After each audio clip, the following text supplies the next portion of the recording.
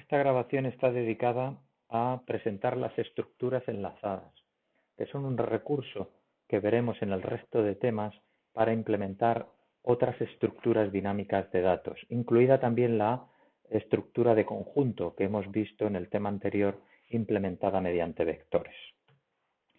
Bien, entonces vamos a ver cuál es la filosofía que hay detrás de la implementación mediante enlaces. Bien, en primer lugar vamos a ver lo que es una estructura enlazada.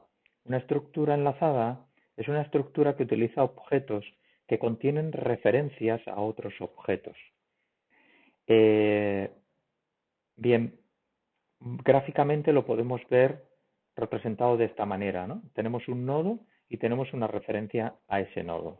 Por ejemplo, las estructuras autorreferenciadas, que son un tipo particular de estructuras referenciadas, son estructuras en las cuales un nodo apunta a otro objeto del mismo tipo. Por ejemplo, yo puedo tener enlaces de personas. Además de tener los atributos propios de la clase persona, puedo tener un atributo que sea el enlace al siguiente objeto persona, ¿de acuerdo? Que previamente debe haber sido creado. De esta forma podemos montar estructuras de cualquier tipo. Basta con que un nodo guarde la referencia de al menos a otro nodo. Puede ser una estructura lineal si la manera en la cual están dispuestos los objetos, cada uno apuntando al siguiente, pues preserva esta estructura lineal, o podemos tener una estructura más irregular, tipo grafo, como la que se muestra en la parte inferior de la pantalla, donde vemos que no solamente un nodo puede estar apuntando a más de un nodo, sino que también un nodo puede ser apuntado desde más de un nodo, a diferencia de esta estructura lineal, donde cada nodo apunta solo a uno y un nodo es apuntado solo desde un nodo. Bien, vamos a concentrarnos en primer lugar en este tipo de estructuras lineales, ¿vale? Reservando las estructuras arbóreas o en forma de grafo para los últimos temas de la asignatura. Bien, lo primero es ver gráficamente cómo se gestionan las estructuras dinámicas como enlaces cuando hacemos operaciones sobre ellas. Empezamos viendo la inserción de un nodo, ¿de acuerdo? Imaginamos que tenemos nuestra estructura lineal ya preexistente con 6 nodos, donde vemos que el último está apuntando a null, porque no engancha con nadie más, y donde tenemos una referencia que se llama front, que está apuntando al primer nodo de esta estructura enlazada. Bien, entonces si queremos insertar un nodo al principio de la lista, lo que tenemos que hacer es, primero, crear el nodo como tal. Segundo, decir que el siguiente, el next, que hemos visto antes, del nodo, sea el mismo objeto que está siendo apuntado por front, ¿vale? Y por último, diremos que front ya no es este objeto, sino que front ahora es este objeto. Si reubicamos visualmente este nodo y lo ponemos aquí al principio, pues vemos que nuestra estructura lineal enlazada ha crecido y que ahora front es este nodo de acá. ¿De acuerdo? Bien. Cuando queremos insertar un nodo a mitad de la lista o en cualquier otro punto distinto a la cabecera, entonces front no se ve afectado, sino que lo que se ven afectados son los enlaces intermedios del punto en el que vamos a insertar el nodo. Entonces imaginemos que lo queremos insertar justo después de este nodo de acá. Entonces lo primero que tenemos que hacer es llegar a encontrar a este nodo. Debemos darnos cuenta que nosotros solamente tenemos en un momento dado la referencia al primer nodo de la lista, con lo que cualquier referencia a cualquier otro nodo distinto al primero lo vamos a tener que alcanzar mediante la navegación dentro de la lista. Vamos a tener que ir saltando de un nodo al siguiente hasta que lleguemos al que cumple la condición que nos interesa. Veremos después algunos ejemplos. Entonces, en este caso de acá, yo he considerado que ya current es una variable que está apuntando al nodo después del cual hay que insertar el nuevo nodo que queremos. Entonces, ¿los pasos cuáles serían? Bien, en primer lugar, localizamos nuestro nodo, current. En segundo lugar, creamos el nodo que queremos insertar, que es este de aquí y que está referenciado por nodo. Después lo que hacemos es que el siguiente de este objeto sea el siguiente de current. Nos damos cuenta que el siguiente es este. Es decir, el siguiente de este objeto, que es esta flecha, va a ser el siguiente de current. Y en segundo lugar, lo que tenemos que hacer es romper este enlace. De forma que decimos que el siguiente de current, en lugar de ser este, pasa a ser el nodo que hemos creado. De esa forma, si lo estiramos, podemos ver visualmente cómo este nodo ha quedado insertado entre estos dos. Fijaros que esto nos da una flexibilidad tremenda, que es algo que no tenemos cuando hacemos uso de las estructuras estáticas como vectores. ¿Por qué? Porque en un vector yo no puedo insertar un elemento entre dos elementos del vector, salvo que desplace a todos los elementos hacia la derecha para hacerle un hueco a ese que quiero insertar. Sin embargo, aquí como lo que tenemos son objetos en memoria, de manera que cada objeto guarda la referencia de otro objeto, que nosotros para entenderlo mejor lo representamos de manera lineal, pero que en memoria al fin y al cabo es una maraña de objetos donde uno está apuntando a otro. Entonces, insertar un objeto entre dos para nosotros es simplemente rehacer enlaces. ¿De acuerdo? Desde un punto de vista de la gestión de datos y de memoria es muchísimo más eficiente este enfoque que el uso de vectores. En algunas otras situaciones el uso de vectores puede ser más adecuado, pero en general el uso de listas enlazadas nos ofrece una manera dinámica, flexible y económica de gestionar las referencias entre objetos.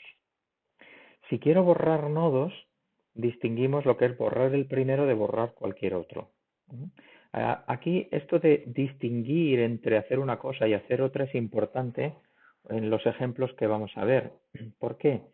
Porque cuando intentamos manipular una estructura de datos, no todas las peticiones de manipulación que se hacen reciben el mismo tratamiento. Entonces es siempre necesario que contemplemos si la operación que se está solicitando es un caso extremo que debe ser tratado de forma independiente al resto. Normalmente nos puede servir un poquito de criterio saber que los casos extremos tienen que ver con el hecho de insertar o borrar por el principio o por el final, o insertar o borrar por cualquier posición intermedia de la lista enlazada. Y otro caso extremo podrá ser que la lista enlazada esté vacía, no tenga ningún nodo. A lo mejor esa situación concreta de inserción de un nuevo nodo requiere un tratamiento particular a cuando la lista ya tiene uno o más nodos. Bien, todas esas situaciones particulares las vamos a tener en cuenta en las implementaciones que vamos a ver. Bien, entonces, imaginemos que yo tengo mi lista apuntada por front y lo que quiero es borrar el primer nodo de la lista. Entonces, fijaros que la operación es tan sencilla como desplazar el enlace de front al siguiente de front. O sea, este es front, este es su siguiente, de forma que yo digo que front ahora va a estar apuntando al siguiente de front.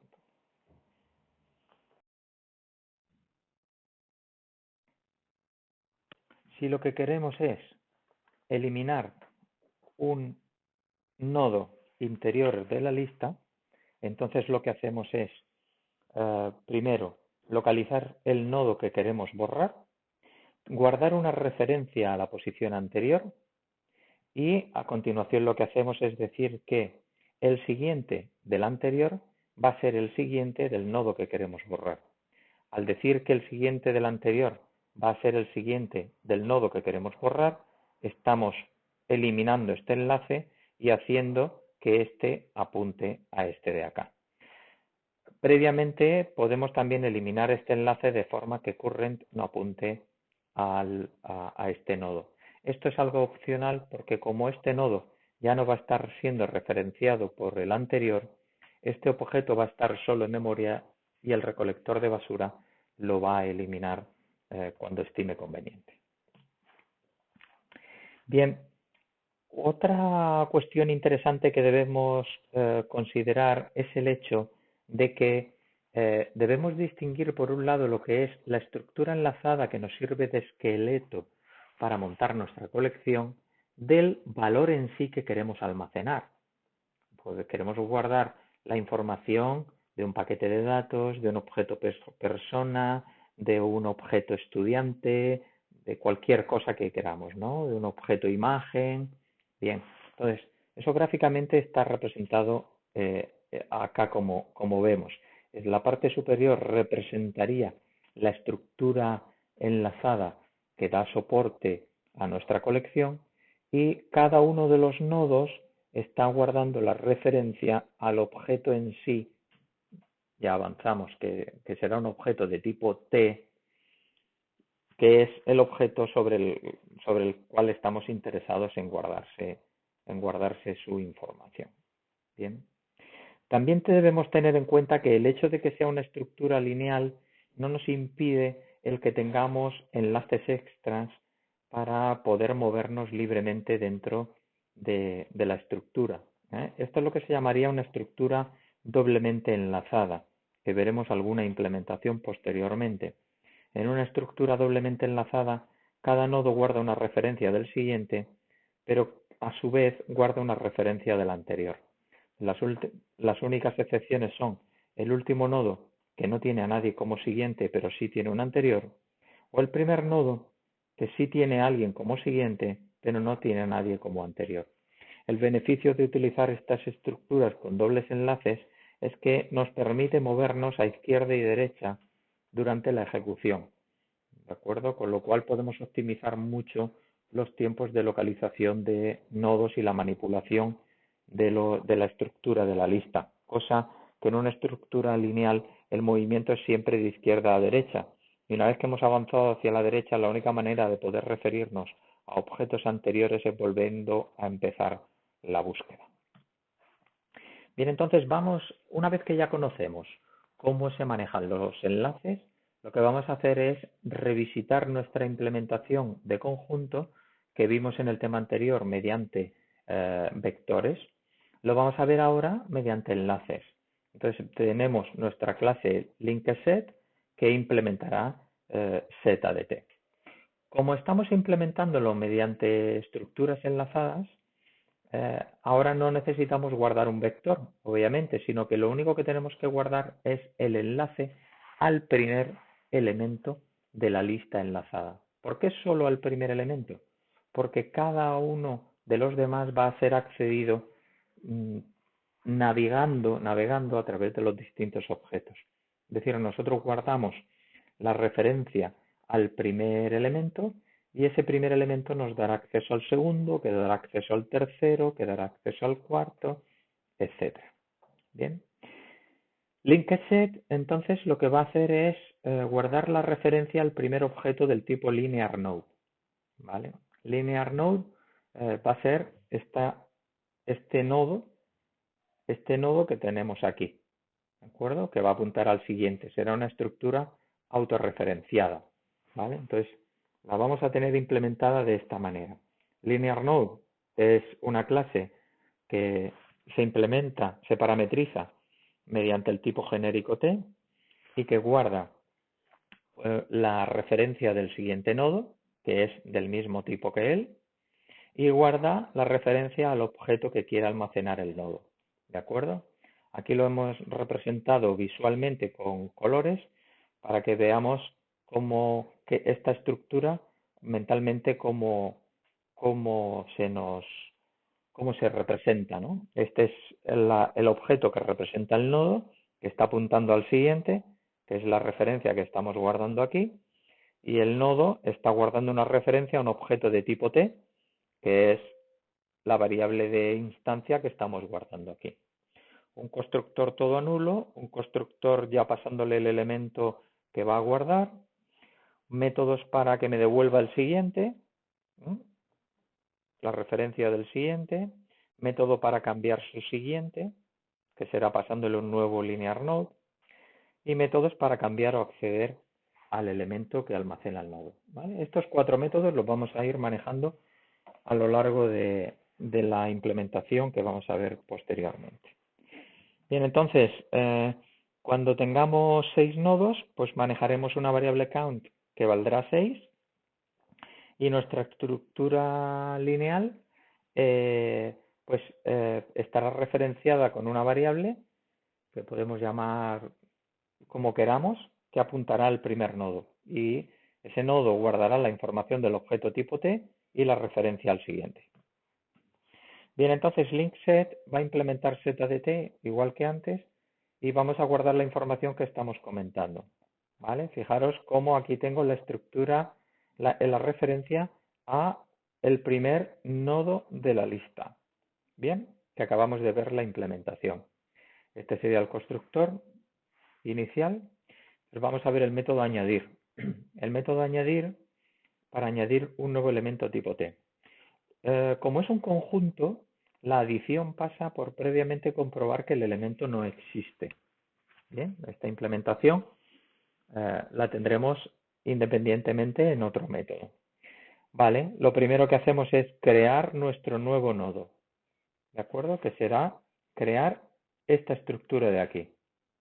Bien, creamos nuestro nuevo nodo haciendo new linear node y pasándole como en el constructor el elemento que hemos recibido en el argumento del método. Bien, visualmente os estoy poniendo aquí lo que estamos haciendo. ¿Veis? Node es el objeto que hemos creado con new y representa esta parte de acá. Ya tenemos esto. Entonces lo siguiente que hacemos es decirle a node, que es este objeto, que su siguiente es contents. Bien, ¿quién es contents? Este objeto de aquí. Esta es la referencia. Contents es el primer elemento de nuestra lista que representa a este objeto. Entonces, si digo que el siguiente de nodo es contents, lo que estoy haciendo es montar esta flecha roja, uniendo este con este de aquí, ¿vale? Posteriormente, ¿qué hacemos? Decir que contents ahora apunta a nodo. Es decir, estamos materializando esta flecha de acá y esta se pierde. Entonces, fijaros que, bueno, incrementamos el contador. Fijaros que lo que pasamos a tener es, si lo visualizamos todo junto, este que apunta a este, que guarda el elemento lila de tipo T, y contents que está apuntando aquí. Esta referencia de nodo ya se pierde, porque es una variable local y como tal ya no la voy a seguir accediendo, pero los objetos van a quedar creados en memoria y enlazados como se muestra. Para borrar un elemento al azar, la implementación es un poco más compleja. Conviene que tengamos en mente este mecanismo de borrado de un elemento intermedio que vimos en las pantallas anteriores, ¿de acuerdo? Donde guardamos una referencia al previous. Bien, remove random puede devolver una excepción. Esta excepción que definimos nosotros como parte de nuestra implementación, pues ya teníamos implementada, que es que el conjunto está vacío. Vale, vamos a manejar previous y current, como vemos aquí, para movernos por la lista enlazada. La variable de result es la que vamos a devolver cuando borremos el nodo de manera aleatoria. Es el return que hacemos aquí y si todo ha ido bien, pues habremos decrementado el count en una unidad. Si está vacío, lanzo la excepción y ya hemos terminado. Bien, para ver qué elemento vamos a borrar, lanzamos un dado al aire entre 1 y el count, para borrar el primer elemento, el segundo, el tercero, así hasta count, uno de ellos al azar. Entonces eso lo hacemos invocando el método nextInt de nuestro objeto run, que creamos igual que hicimos en el tema anterior, ¿vale? Que nos devuelve un entero entre 0 y count menos 1. Al sumarle 1 nos devuelve un entero entre 1 y count. Bien, lo primero que hacemos es decir, oye, por casualidad lo que has querido borrar es el primer elemento, es la cabecera. Bien, entonces, borrar la cabecera requiere un trato especial. Requiere un trato especial y es una situación distinta, ¿vale? Que comentamos también en la presentación, en las transparencias anteriores. Si lo que quiero borrar es el primer nodo, ¿vale? El primer nodo, que es la cabecera. Entonces lo que tenemos que hacer es, primero extraer el elemento que está siendo guardado por este nodo, el elemento lila, que es el result que voy a devolver aquí. Y después lo que hago simplemente es avanzar contents. Es decir que contents apunte al siguiente a contents. Es decir, contents que estaba apuntando aquí va a estar apuntando aquí. Entonces, este nodo ya no va a estar siendo apuntado por nadie y el recolector de basura se lo zampará. ¿De acuerdo? Si no, entonces estamos hablando de un borrado del segundo elemento hacia la derecha. Entonces lo que hacemos es, empezamos inicializando la variable previous que apunte a contents, ¿vale? O sea que previous está apuntando al primer elemento de la lista. Y ahora mediante un bucle for lo que vamos a hacer es el número de saltos necesarios para que quedarnos apuntando en previous al anterior al que quiero borrar. Para eso, ¿cómo tengo que hacerlo? Bien, primero, la variable de contador no empieza en 1, empieza en 2. ¿Por qué? Porque ya estoy apuntando al primer nodo, que ya lo he descartado, porque estamos en el else, porque no es el primer nodo que hay que borrar. ¿Y por qué es un menor estricto? Porque me quiero quedar apuntando, como vemos aquí, al anterior al que quiero borrar. O sea que si quiero borrar el cuarto, me tengo que parar en el tercero. Si quiero borrar en el tercero, me tengo que parar en el segundo. ¿De acuerdo? Entonces, este bucle va a piñón fijo y va avanzando la referencia previous. O sea, previous que está apuntando inicialmente a contents, va avanzando hasta que en nuestro ejemplo, el que vemos aquí visualmente, quedaría parado en esta posición. ¿Vale? Ya tenemos previous parado en el anterior al que quiero borrar. Entonces, ¿quién es el que quiero borrar? Su siguiente. GetNext me devuelve la referencia siguiente a previous. Entonces, current va a quedar apuntando al siguiente. Entonces, el elemento que contiene current es el que puedo borrar, es el que quiero borrar y devolver. ¿Vale? ¿Y ahora qué hago con esta sentencia de acá? Estoy materializando esta flecha de acá. Lo primero que tenemos que hacer es sacar la referencia de este objeto. ¿Esa quién me lo da? El siguiente de current. El siguiente de current. Como current es un linear node, le pedimos su siguiente. Entonces, esta invocación lo que nos devuelve es la referencia a este objeto de aquí. Y ese objeto de ahí es el que le pasamos como argumento ahora para un método set. Un método set para cambiar el siguiente de previous. O sea, el siguiente de previous va a ser este método. El siguiente de previous es este método, este objeto, perdón. Quiere decir que estamos actualizando esta referencia para que en lugar de estar apuntando aquí, ahora esté apuntando a este nodo de aquí. ¿De acuerdo? Bien, con eso hemos hecho el borrado. Podemos darnos cuenta que esto también funciona para el borrado del último nodo de la lista. Si quisiéramos borrar el último nodo de la lista, previous se quedaría apuntando aquí, current se quedaría apuntando aquí, y la única diferencia que vamos a tener es que el siguiente de current será null, ¿vale? Current.getNext devuelve null, con lo que estaremos diciendo que el siguiente de previous será null, ¿de acuerdo? Es decir, el siguiente de este nodo será estar apuntando a null, ¿vale? Con eso hemos visto que funciona perfectamente. Entonces, pauta importante que debemos seguir, analizar los casos extremos. Repasamos los casos extremos que hemos visto aquí. Está vacía, es un caso extremo. Quiero borrar el primer nodo de la lista. Es un caso extremo porque es el único borrado que modifica el contenido, la referencia de contents, que es la variable que apunta al primer nodo. Siguientes casos, el borrado de los demás. ¿Por qué en esta implementación no se ha tenido en cuenta que sea el último nodo? Porque se ha hecho la comprobación de que el código vale para cualquier nodo intermedio y también para el último. ¿De acuerdo? Si el último requiriera un código distinto, entonces tendríamos que hacer aquí un tratamiento personalizado para el borrado del último nodo. ¿De acuerdo? Pero no es el caso, porque este código nos vale. Pero no podemos confiar a ciegas que el código nos va a valer. Tenemos que comprobarlo como yo os he demostrado. Vale, para el borrado de un elemento concreto, el procedimiento que se sigue es análogo a lo anterior, con la única diferencia de que, además de poder lanzar que la sección está vacía, el conjunto está vacía, también podemos devolver que no se ha encontrado dicho elemento, ¿vale? Que eso es algo que se hace aquí al final.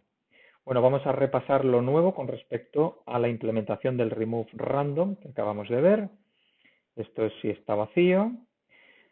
Bien, vamos a ver si el elemento que quiero borrar es el primero. Fijaos que antes simplemente era ver si el choice, el lanzar el dado, había dado en el primer nodo. En este caso se trata de ver si es el primer elemento. O sea, el primer elemento, el elemento de contents, que es el primer nodo, ¿es igual al que quiero borrar? Fijaros que no uso el doble igual, uso la implementación equals. Quiere decir que tengo que tener sobrescrito el método equals en mi clase tipo T que estoy usando en esta ejecución. Vale, ¿es el primer nodo el que quiero borrar? Sí, pues el result va a ser ese, su element, y lo que hago es avanzar el contents. ¿No lo es? Pues hacemos como antes. Previous empieza apuntando a contents, current es el siguiente, y empezamos a movernos con un bucle for. La diferencia entre este bucle for y el anterior está en el hecho de que la finalización viene porque o bien llegamos hasta el final, o bien no lo he encontrado, o bien lo he encontrado y interrumpo el bucle. ¿Vale? Entonces, voy comprobando con current equals, voy comprobando si el elemento target es el que estoy guardando en current. Si es cierto, el found lo pongo a true para que el bucle se termine. ¿Vale? Si no, lo que hacemos es mover la parejita. Previous y current se mueven a la derecha. Previous apunta a current, current se mueve una posición a la derecha. ¿De acuerdo?